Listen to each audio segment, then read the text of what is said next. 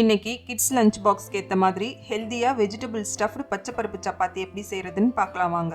ஒரு மிக்சி ஜாரில் 1 cup 8 hours ஊற வச்ச பச்சைப்பருப்பு, 3 பச்சை மிளகாய், சின்ன பீஸ் இஞ்சி, 1 ஸ்பூன் சீரகம் சேர்த்து நல்லா அரைச்சி எடுத்துக்கலாம். இப்போ ஒரு பவுலில் 2 கப் கோதுமை மாவு, தேவையான அளவு உப்பு, அரைச்சி வச்ச பச்சைப்பருப்பு சேர்த்து சப்பாத்தி மாவு மாதிரி பிசைஞ்சு எடுத்து 1/2 hour ஊற வச்சுக்கலாம்.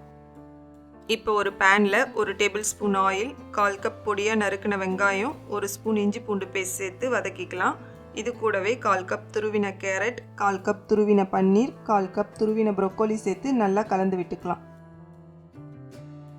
இப்போ தேவையான அளவு உப்பு, 1/2 ஸ்பூன் சீரகத்தூள், 1/2 ஸ்பூன் கரம் மசாலா, 1/2 ஸ்பூன் மிளகாத்தூள் சேர்த்து நல்லா கலந்து விட்டு கூடவே பொடியாக நறுக்கின கொத்தமல்லி சேர்த்து மிக்ஸ் பண்ணிக்கலாம்.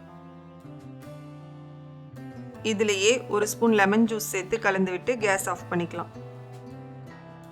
இப்போ ரெடி பண்ண மாவை சப்பாத்தி மாதிரி கொஞ்சம் அகலமாக திரட்டிக்கலாம்.